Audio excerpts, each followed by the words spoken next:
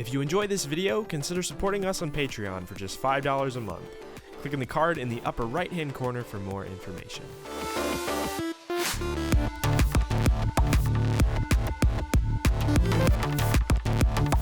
Hey guys, this is Julian of Julian Gray Media. I'm recording later than normal, so if the light in here is a little dark, that's why.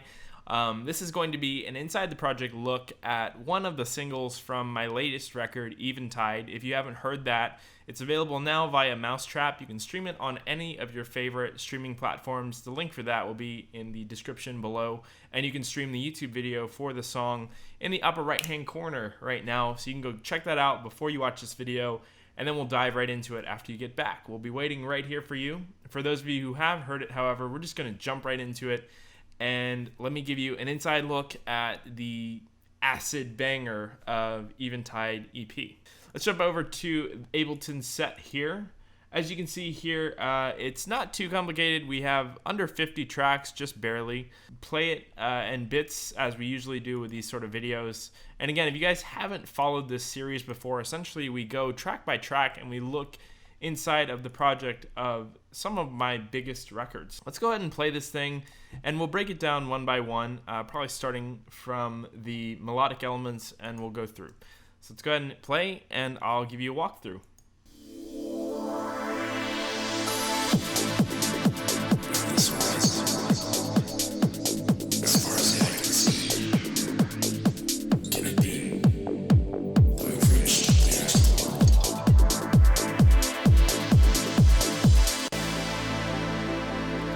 Okay, so let's start things off by looking at this big pad. I think this is the core element of the track. We use this throughout almost all of the track to set this big tone. If you listen to the Eventide EP in full, it's a very common sound throughout the EP. The EP itself is designed to convey sonically what a sunset feels like to watch, and this sound, I think, is it touched my emotions in the same way that viewing the sunset did when I was conceptualizing the EP. If you're interested in learning the concept of the record, you can check out the commentary that's going to be coming out in the coming weeks. It'll be on Spotify and all of that, and I basically will go track by track on the record and talk for 4 or 5 minutes about how I conceptualized each of them.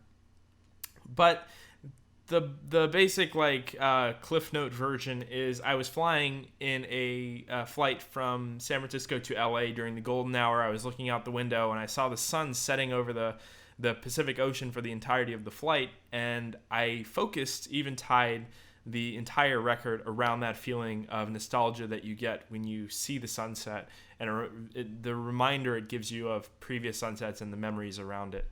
So this sound, I know that was a tangent, this sound I feel captures that emotion well. It's not too dissimilar from other sounds I've used in the past. It's essentially just a saw wave with 7 voices. There's a filter automation opening and closing that filter as we hit the notes, so it's going like pew, pew, pew, pew. I used a very similar sound to this on tracks like Cold Outside, with those big chord pads that hit and then fade down. It's a very, very nice synth wavy kind of sound, and I think it conveys that sunset feeling really nicely. So let's give this a listen.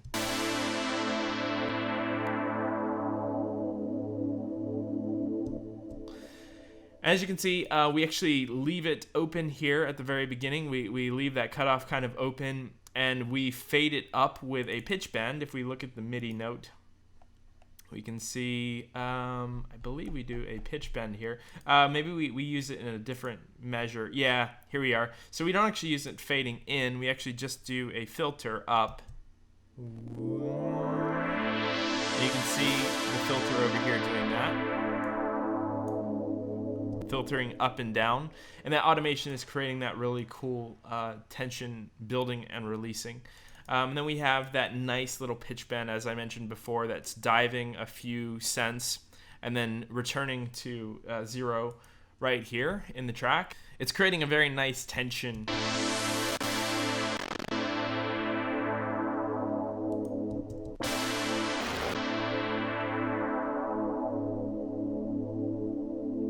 And I did this a lot on the lead in paper planes historically too. So the sound itself isn't too complicated, and neither are the chords really. If we look at them, it's essentially a basic A minor triad with a sus4. Very nice. And we add in an A octave below it. For the full progression, I'll just go ahead and give you a look at the MIDI here. I don't want to get too in depth on this, but that is the full progression. A lot of suspended chords. I think that's what's creating such a nice, tense atmosphere. If we removed the suspended chords from that pad, I think it would be kind of boring. It's the suspended 2 and 4 notes within those chords and the voicings of those suspended chords that make it so nice and melancholic.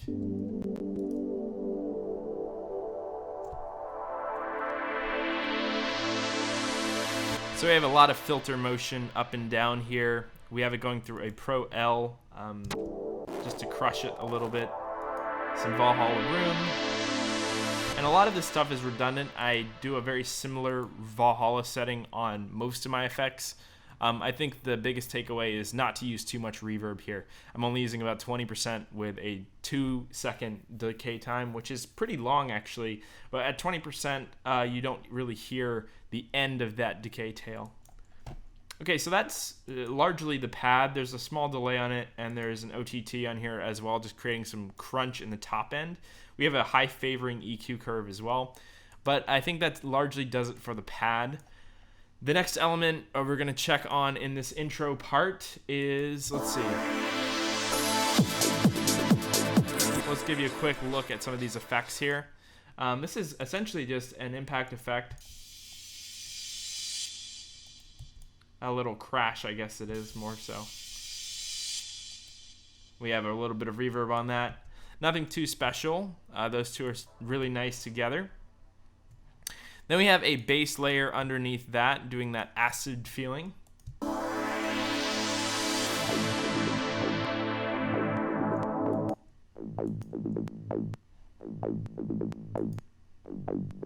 There's lots of automation going on here. I used the Artifacts acid preset from his how to make a acid bass video or something like that. I'll see if I can find that video, and I will link it either in a card in the upper right hand corner or down in the description below. I was trying to replicate a 303. I use a 303 plugin on some tracks on the record, but I decided I wanted to use something a little bit more crisp than a traditional 303, I guess, and I found that adjusting this preset that Artifacts came up with made for a really cool sound. And Artifacts is a good friend, so I wanted to support the sound he used. Okay, so here is the main bass. I wanted to insinuate that bass from the very start of the track. We don't give it away fully until later on in the track, but I wanted to give at least a little hint of it in the beginning so it doesn't feel foreign when we bring it in the drop. So there it is.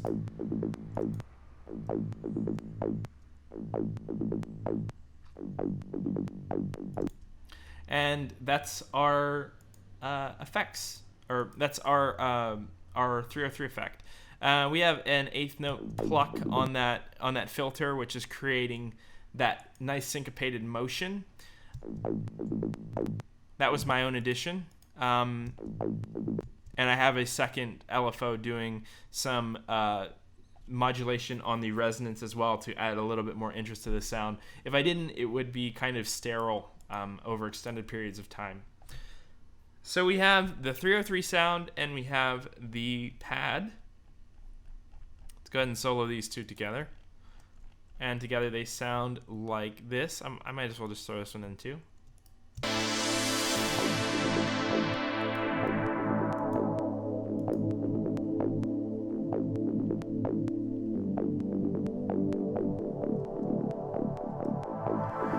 Getting sidechained, a little bit of a high pass here, save space for the sub, which comes in later.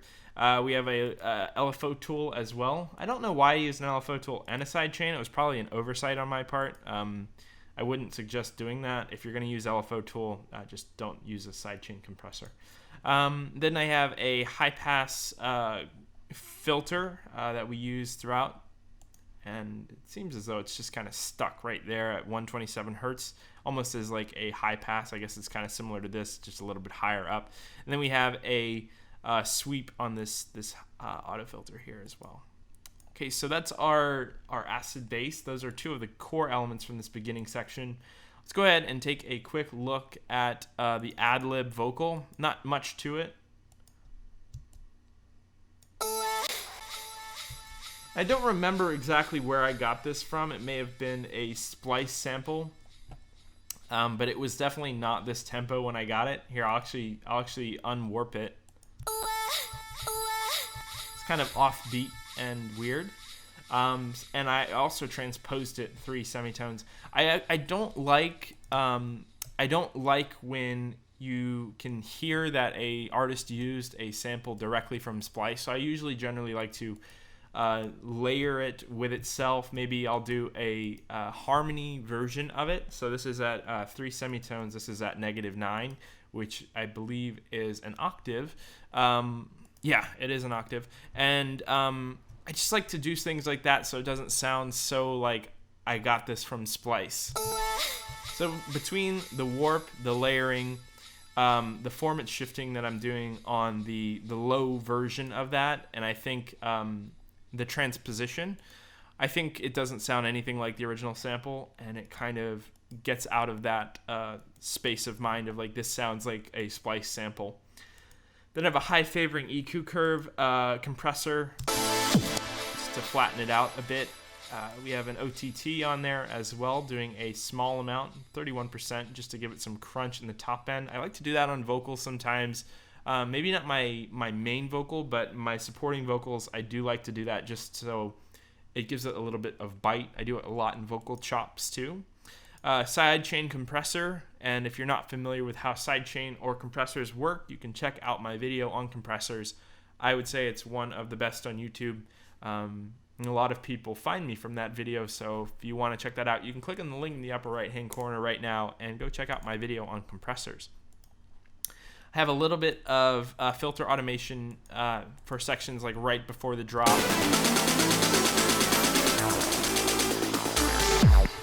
And I do a little bit of syncopation here right before the drop too, just repeating one of the phrases.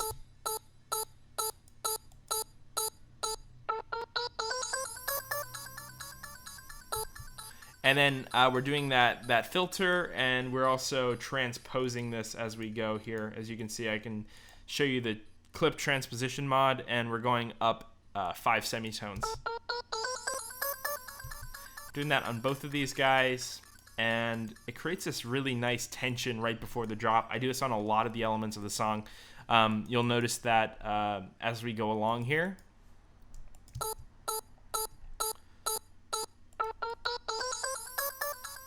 Okay, so that is essentially the main beginning parts.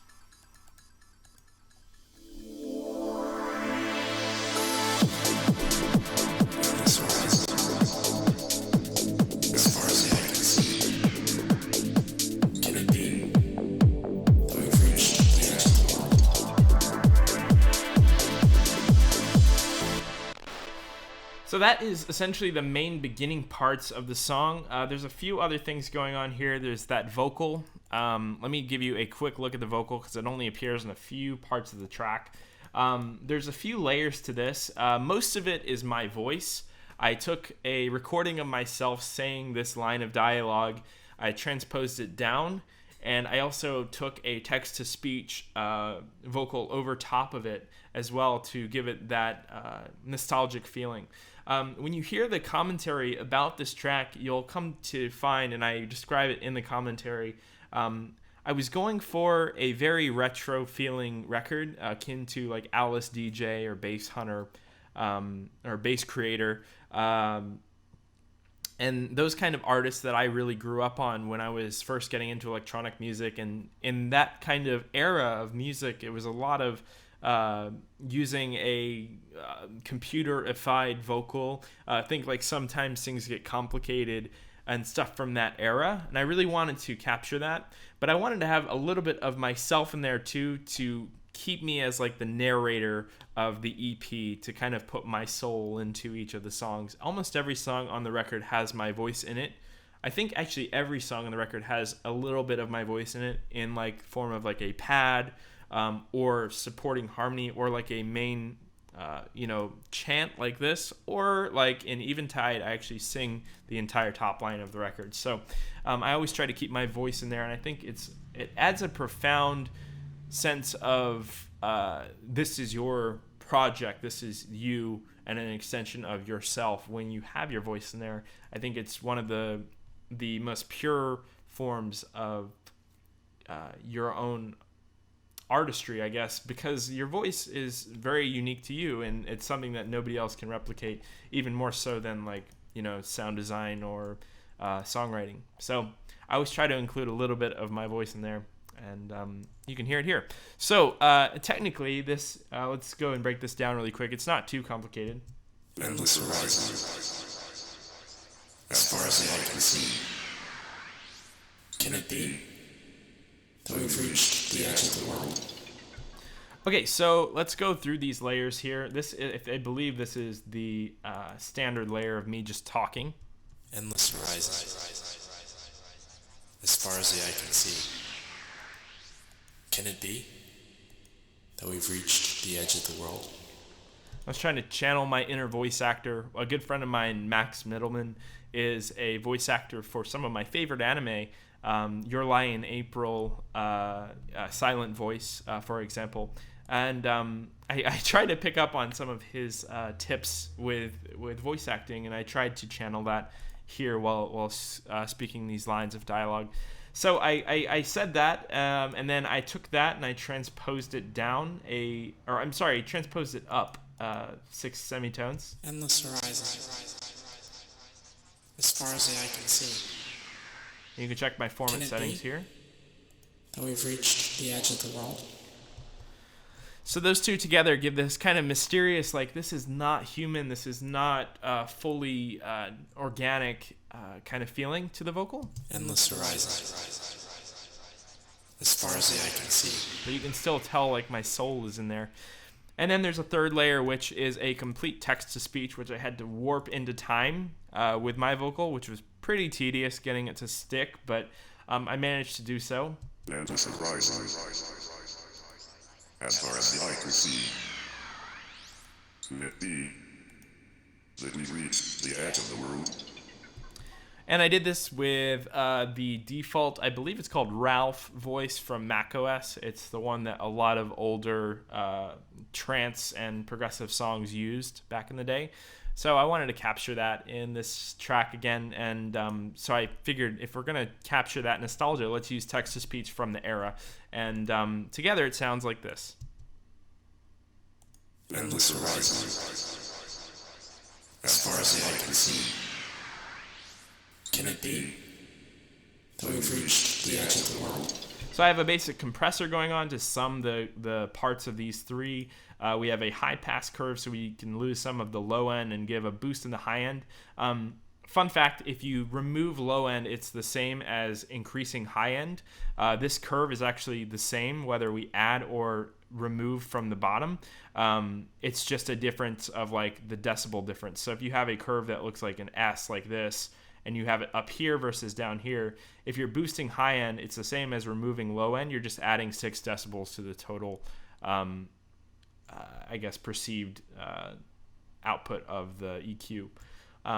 Just a fun, quick fact. I'll probably do a full video on that down the road a bit, but essentially when I say a high favoring curve, it's because I don't want to say I'm boosting the high end. I'm just creating a curve that the high end is favored, and it's not removing it's not necessarily removing the low end. We're just or it's not necessarily boosting the high end. We're just kind of favoring it over the low end.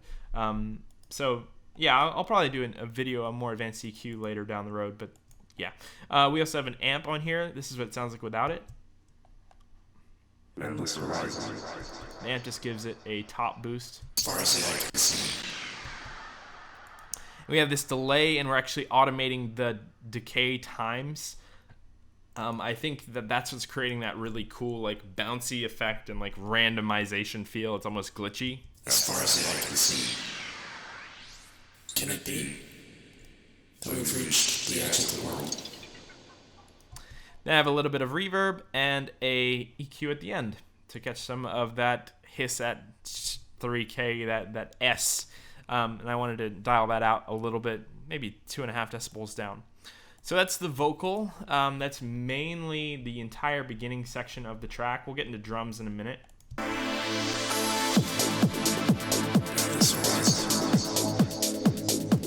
I guess we can do drums now. It's not too complicated.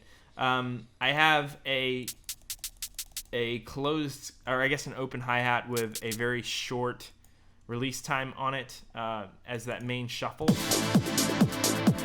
And we're shuffling the velocities here, so it's going. And then we have a bigger hi-hat, 2 of them, on the offbeats. So we're creating this really cool vintage kind of feeling, I guess trancey, acidy kind of drum beat. We have an auto filter kind of doing some automation around here. Every now and then we kind of filter it down, so it's like. So we remove all the bottom out and then we bring it back in. It creates this really cool effect. Very popular in this kind of music. And that little bit of resonance is what creates that real. That sweeping kind of effect, and I think it's really, really awesome here. I use it throughout the song, or maybe not. Maybe I just use it there. But never undervalue the power of automation. I think it's very important. Okay, so let's take a quick look at this kick here. I think I was going for, again, that old school kind of progressive trance kind of kick here. So I went on Splice and I was looking for a sample that was akin to what I was looking for. I found this loop and I just cut one of the samples out of it. Shorten the release just a little bit. And we have an LFO tool. It's actually doing nothing. I don't know why I have an LFO tool on there. I was probably using it as a transient shaper at some point, but then removed it. You can use the LFO tool to shape the release of your kick to get it tighter if you so inclined. But apparently I reverted that and I never changed it back, or I never removed it. So sometimes there's remnants left over in project files, similar like how when you're developing a game, sometimes you accidentally leave stuff in there and then people find it years later. Similar to that, here's a useless thing that I accidentally left in there. And you'd never know until I showed you today. So there's a high pass filter on this kick for the beginning part, and then we bring in the low end towards the end here. As far as the eye can see, can it be that we've reached the edge of the world? Very cool. Next thing we have is this string bit section, which is kind of in the background. It's creating this really harsh tension.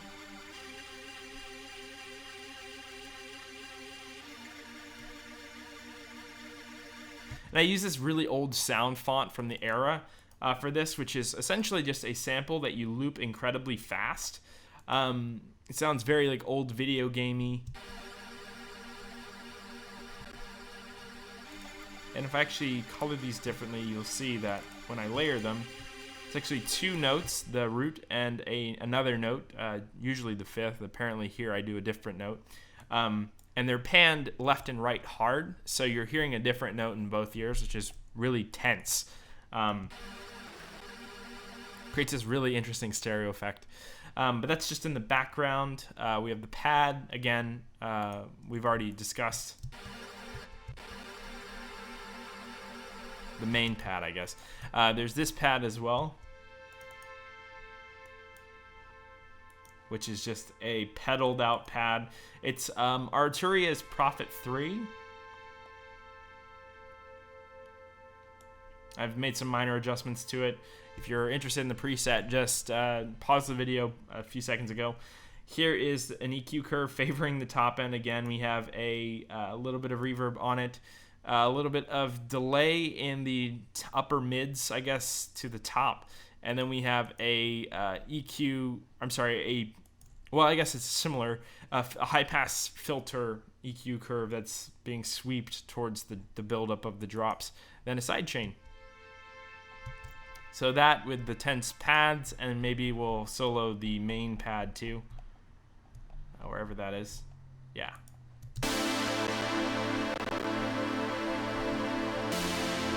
It's so subtle, but it's filling out the stereo image, and it's really creating some nice subtleties in the bottom layers there. Then we have the pluck. This is only found in the build-ups. Here we are. Let me just give this a play for you.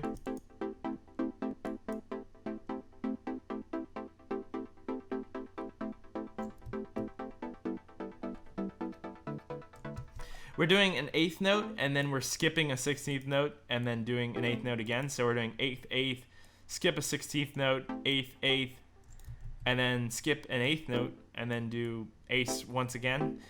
And then we just essentially follow that pattern, repeating every bar for the entire thing. And I think we're using the same chords as the pad here.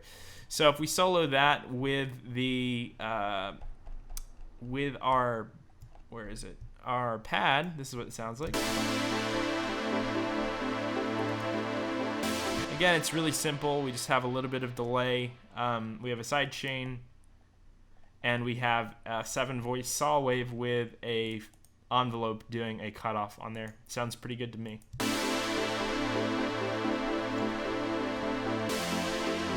So again, with all of the layers we just discussed, it sounds like this.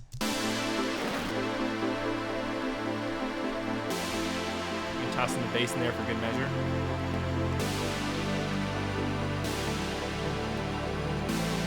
And here's the preset for the bass. It's the Arturia V3, the Mini V3. And that's the preset. Not too complicated. We have a little bit of reverb on it, a sidechain, a EQ curve cutting off a lot of the low end because we don't want that. We want to give that away in the drop. One of the best tricks for having a big drop is to hold off on that real sub until the drop hits. And when the drop hits, it's going to be like, oh, it's going to be like an awakening for the listener because they're waiting to hear that sub just kick in. And as soon as it does, it's going to be a very satisfying moment for the listener. So I always like to hold it off. At least if I can't hold it off for the whole beginning part, which is kind of difficult, and it kind of gets like, okay, where's the bass, guys? I like to pull it out right before the drop. And you'll notice that if you go through this video, I have this high pass curve that's fading up into the drop on almost every element of the song. And that really removes the low end so that when that first kick comes in, it just, it smacks you with the low end.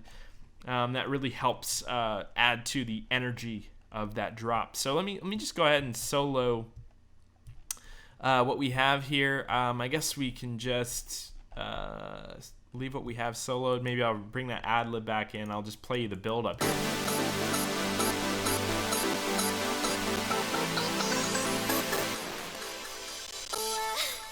See how we kind of got rid of all of the low end? There's low end here, and it's kind of fading out. The floor is kind of lifting a bit, if you will.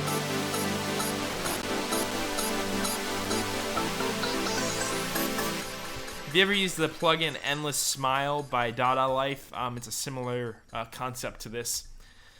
It's just a high pass curve with some, reverberation effects on it. Okay, so those are the main elements that are supporting the track. There's one more arpeggio here in the build-up, as you can hear.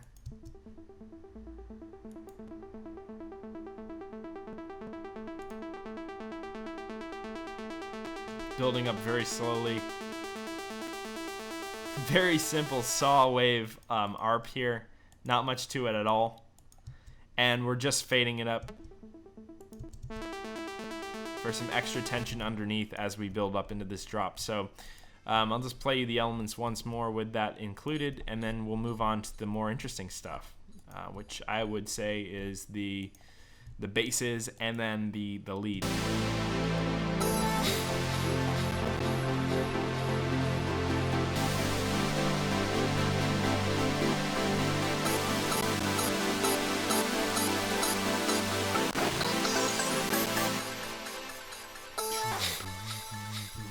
hear that bass kind of kicking in there in your head.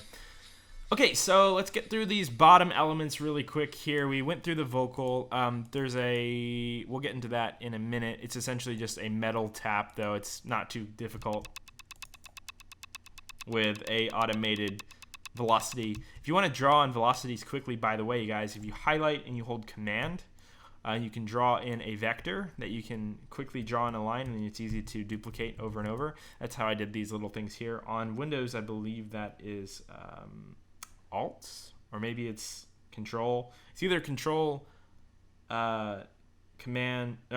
Control, Alt, or I believe the Windows key. I'm not 100% sure though. It's been a minute. But yeah, on Mac it's Command. So yeah, there's that little metal tap and the drop. Hear it here. Figure we just go chronologically here now that we've kind of gone through everything. Seems like there was another idea over here. Maybe we can check that out in a minute just to hear what it is. I'm not really sure what it is. I haven't looked at this project in a while. There's this airy voice effect right here. You hear kind of every now and then. It's a sample. If I expand it out, it's actually I see.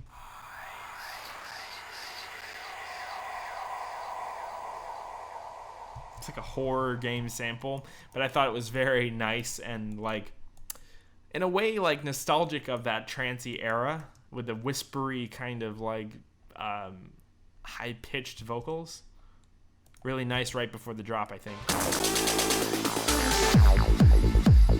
We have some bit reduction on there to buy into that computer feeling more.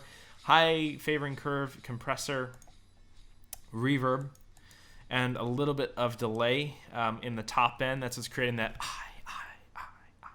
And that's the four beat count. It's just hitting on every beat. Okay, so there's that, and then there's there's this drum and bass fill I have going over top of the buildup. Again, to capture that emotion of the era. It's something that like artists like Virtual Self and Raito do a lot in their stuff. I mentioned them in the commentary upcoming as well as inspirations for this track. But you can hear it here. And rather than sequence this out, I think half of the art of this kind of jungle drum and bass stuff is using the original Amen break or something within that conversation. So I wanted to use a sampled Amen break essentially unchanged. I just cut off the bottom of it, and I did some warping, transposition, so it has that little bit of aliasing to it. I think that a touch of aliasing gives it that feeling of like this was just kind of thrown together in the 90s or early 2000s without the best technology. Now, I could have easily made it so it's perfectly clear, no aliasing, but I wanted to go for like a slightly more distorted feeling, a little bit more destroyed by the computer, if you will. It's very typical to find that in older drum and bass. So we have that going through the build-up, as you can hear here.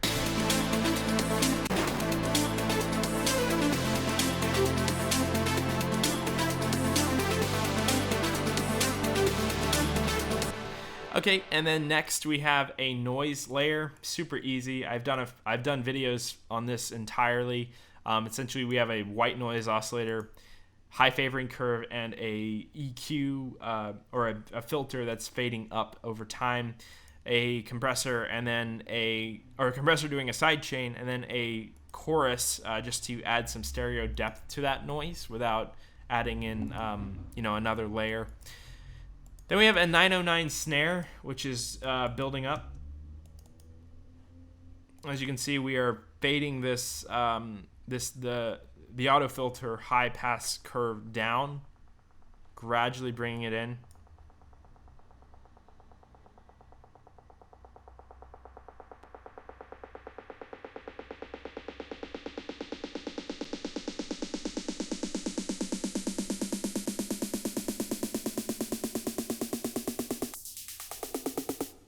So we bring it all the way in, and then at that very last 4 beats, as we start to transpose everything up, we drop the snare out again by raising up the floor and then bringing it back down. So you can hear that here.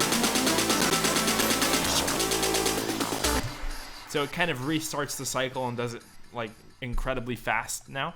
I believe I might have used some transpose on this. I'm not entirely sure. It doesn't look like it, so it seems as though it's just the filter doing that effect. Sounds pretty good to me, and the sample is just the stock 909 in Ableton. We're using some reverb on that, and together I think with the drum and bass sample, it's got this really cool effect.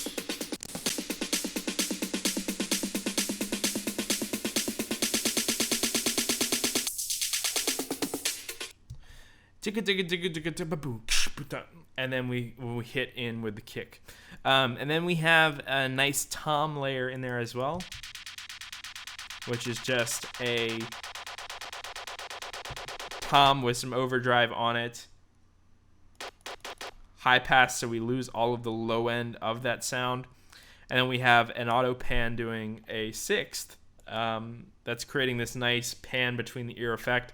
We're sweeping it up and down. We're revealing it in the same way as the snare here.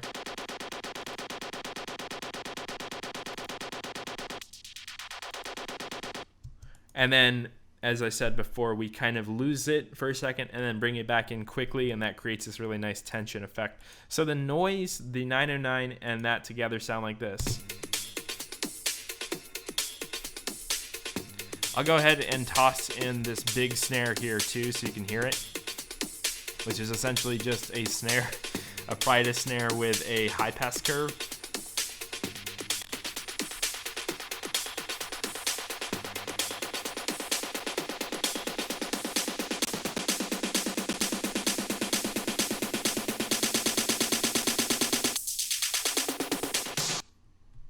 And as you can hear, now we have a very, very cool build-up section with percussion.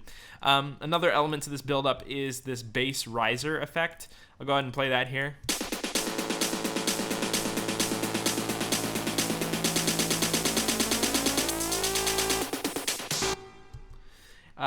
And the sound design for this one's pretty simple. We have 2 saw waves. One is at -3 and one is at -2. I guess I could have just done 0 and -1, but I'm too lazy to change the MIDI, I guess. We have an FM from A, and that's being automated by this macro here. And we can take a look at the macro here. We're just kind of fading that in.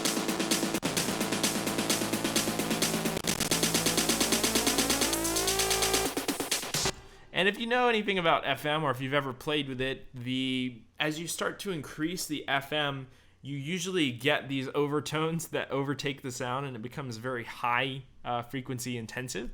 And then it sounds as though the pitch of the sample is being raised. So I basically tuned it. So I found the point at which this is doing essentially a fifth. It's not a perfect fifth, but where the FM overtones start to resonate at a fifth. And then I made that the end point.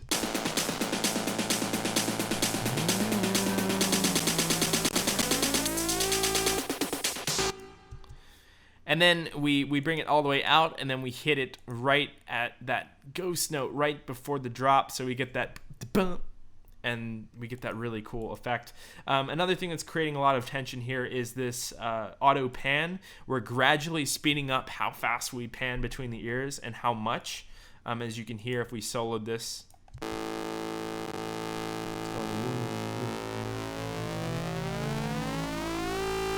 And then we get to full speed towards the end there, and then by the end we're automating the amount almost all the way off, and then this first hit is actually off. We have a filter sweeping from the top down, so we're gradually bringing the low end of that in. It's a nice way to filter in something like this. As we bring in that low end, it's creating that tension. Have an overdrive on it, and we have a Valhalla room. See if there's any effects. Nope. Very simple a sound. And a lot of people think that sound design is like this incredibly difficult thing, and most of my sounds is actually just like 5 or 6 clicks away from a stock preset in Serum. Once you know exactly what you want in your sound, and if you're familiar enough with your synth or your sound design tool, whether that be Ableton or another software, whether it be Serum or another software synth, or whether it be hardware synth, if you're familiar enough with it, you'll know exactly what everything sounds like, and it's easy to start replicating sounds. So that's the riser here. It's a very cool effect. We use that throughout the drop too on the boom.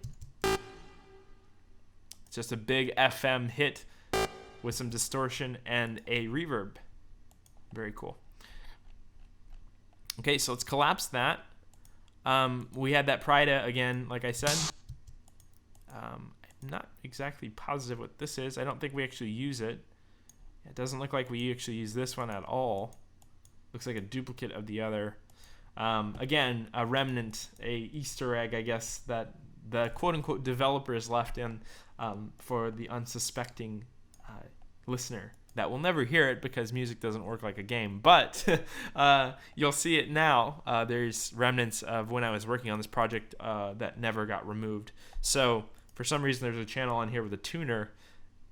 Maybe when I was tuning the FM, I used this to really dive into the right FM frequency here, but not 100% sure. Right before the drop, we have a sub fall. It's a sample, but it's easy to make one of these with a sine wave, just dipping a few octaves of pitch, like ew, quickly. I've done it manually on other songs before. I just used a sample for this one. You can hear it. Really nice feeling. You won't hear that unless you're using a subwoofer. And then we have another counter melody here. We're getting towards the end here. We're almost to the I guess the creme de la creme of the song, which is like the lead, which is the coolest part, I think. Ironically, that's like almost last. Here is a counter melody.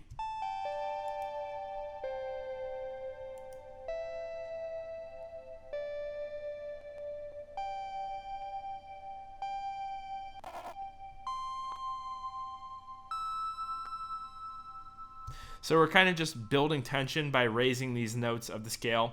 The sound is actually a DX7 modeling synth. It's the DX7 from Arturia, and we're using the House in the Forest preset with some minor adjustments. I just really like how this one sounds, and it sounds very like taiko-y to me, which was a big influence for this record as well.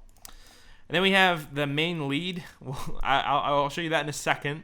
Let's go ahead and take a look at the string pad really quick. Have Labs string instrument, just doing a tense string note. Give you a quick look at the MIDI if you're interested.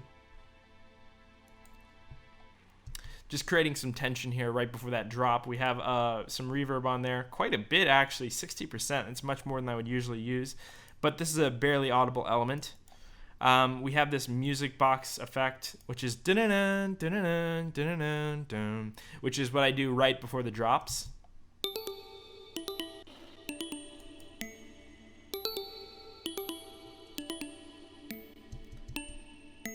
And I do that with, I believe this is the collision instrument in Ableton. We use, I think, a music box preset with some adjustments to it. It's often a good way to create sounds is to kind of find a preset with a general idea of where you want to go, and then make adjustments to it, or at least reverse engineer it for future reference. Generally, I'll design my own sounds, but for something like this, it's such a distinctive tone that it's easier just to find a sound and manipulate it in the ways you would like. A little bit of reverb, compressor, EQ, and we have this counter melody. So that with the DX7 that we just talked about, where it sounds like this.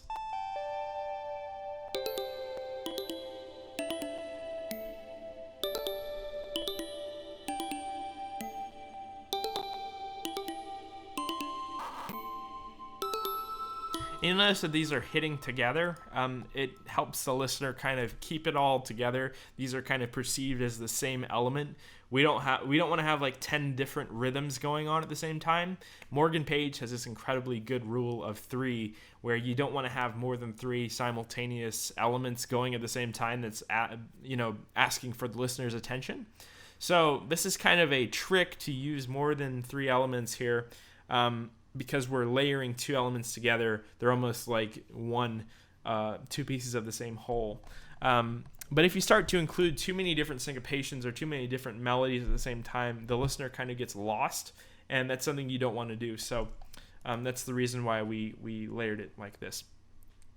Okay, so last but definitely not least, we have our main lead, which was the inspiration of the entire song. I actually wrote this riff first, ironically recovering it last. For the preset, this is all we've got. It's essentially a saw wave with some fine-tuned automation. We're modulating at a rate of an 1/8 note, where we have a envelope doing some cutoff automation, ARP white noise, and a small distortion on there as well. And this is what you get.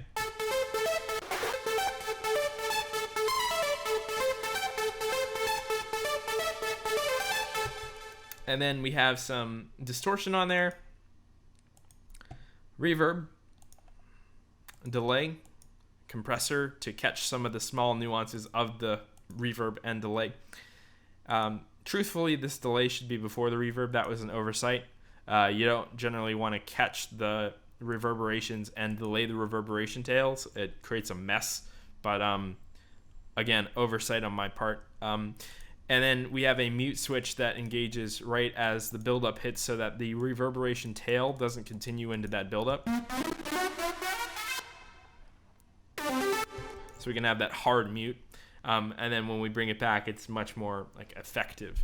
When you have that full cut, it really adds to the tension of that buildup. When you have something that kind of builds up and then kind of fades out with a reverb tail and then comes back, it's not as strong as when you build up, full drop, full stop, and then bring it back in.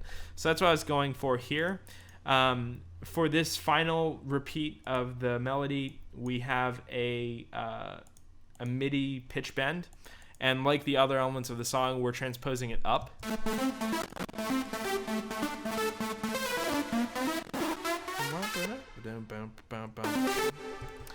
There we go. Let's take a look at this other element here. Same thing, just no pitch bend. And you'll notice that the pattern is relatively the same over and over with varied notes, except for, I guess with the exception of the last bar of every phrase. We're using this as kind of a turnaround, and we're using the same kind of turnaround rhythm on the end of every 2 bars. So we get this really, really cool, catchy, and repetitive melody, which kind of reminds me of like Dance Dance Revolution, early Eurodance stuff that I was growing up on when I was a kid, and that was the big influence for this guy as well. I think there's one element we didn't cover, and that was the bass, the main bass, the main acid bass, and the rolling sub. That would be important too. I thought that was the end, but I guess not. So as we build up here, at the very end of this build up, we have this bass come in, and it's high pass, and then we gradually bring it out.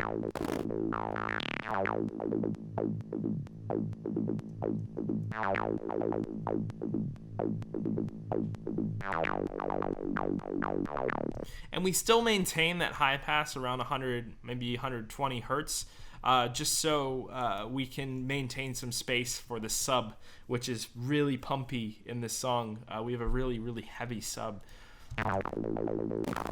Give you a quick look at the MIDI for that bass line.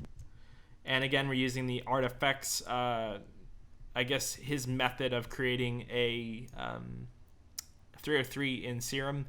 It's not a super difficult concept to understand. You just need a acid kind of shape wavetable, and you need to be modulating your drive and your resonance, as well as your cutoff filter. You have to have your cutoff kind of low and boost your resonance up. If you ever use like an old Korg or Moog. It's essentially that we're trying to use the tone of a resonance overtone and use it for the core of the sound. That's basically what the 303 is, and that's all it's really good for. We have a small distortion on there, and then we have some sidechain, EQ, LFO tool again, and a high pass and low pass curve on here. If you want to know the theory behind how to make a 303 like this, rather than make a video about it myself, I would rather just show you Artifact's video because it is really good. And if you can't afford a 303, working on a budget, this definitely sounds close enough to it to get the job done. Okay, so last but not least, we have the rolling sub, which is a pretty simple sound. Granted, it's essentially 2 sine waves, 0 octave. One is FM'd from the other.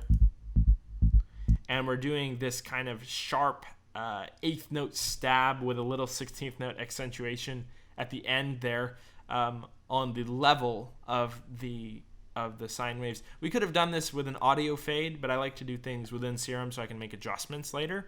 And we're going creating this really cool pumpy double time bass line. It's like an Eric Prydz kind of feel. EQ actually is doing nothing. I think you had that as a spectrum analyzer. That's why I was open. Hitting way down there in like 50 hertz and below. And we have a small filter automation here. So it's creating the upper end of that growl. But there's really not too much else to this sound. LFO tool is doing almost a full cut to the, the 8th note, so that we get that off 8th feeling. Bum, bum. And yeah, so that's how that sounds. Let's hear that and the acid together.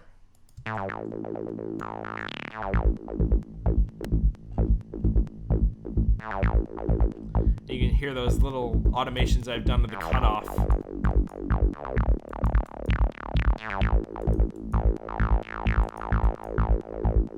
And the decay time in Serum really do add to that acid sound. So without any further ado, I think I'm going to play this one more time through the sections, and we'll just call this video a wrap. So here we go. I'm just going to start from the beginning.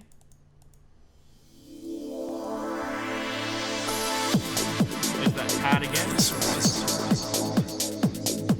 eye can see, can it be that we've reached the asymptote? You can hear all those automations.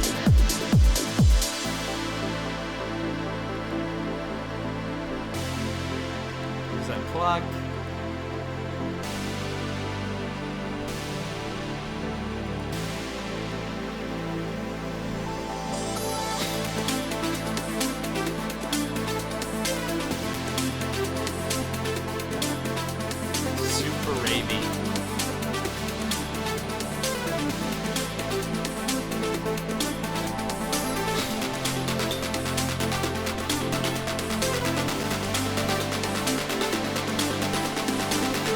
Box. There's the transpose up. And that bass just really smacks you.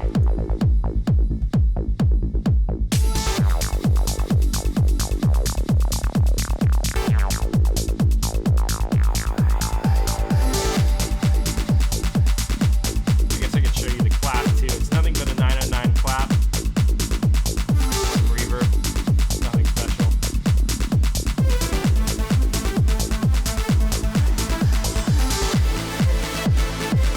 And back to the pad. So that's essentially the track, guys. Maybe this Atmos layer we can take a look at. I don't know what this is. I don't remember how I made that. Honestly, it was probably a resample from something else, like maybe like took a synth and put it through some crazy reverb or delay or something and then froze it. Don't remember. On our master, we have a slight high favoring curve here. We're using span to kind of take a look at the balance of everything. Everything seems pretty balanced to me. We're kind of hitting all of the different frequencies relatively evenly, except for in the drop where we're kind of boosting the bass a bit. But that's cool when you have a track like this. Pro L.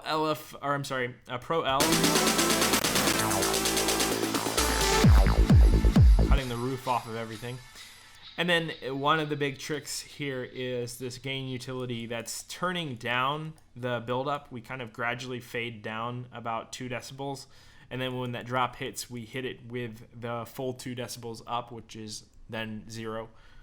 And that creates this really, really nice like strength to that drop. I was running into an issue where this part was much louder because of how many layers there were, just in sheer layer count.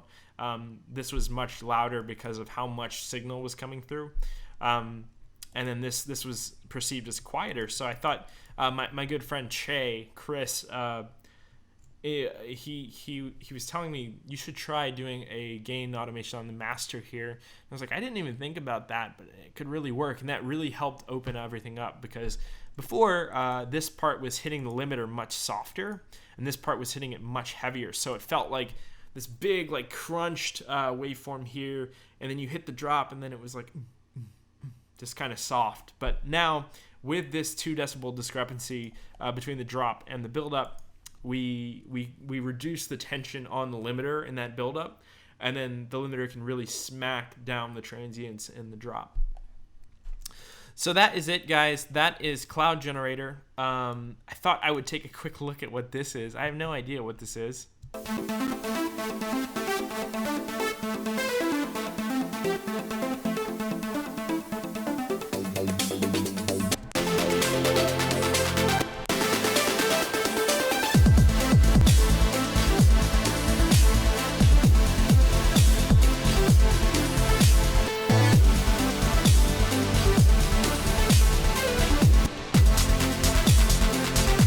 Lost halftime drop that will never see the light of day, maybe in the VIP.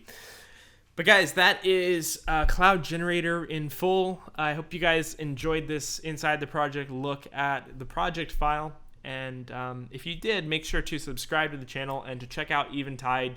It means a lot to me, and it's a project I put a ton of effort into, and I've gotten nothing but positive responses from it.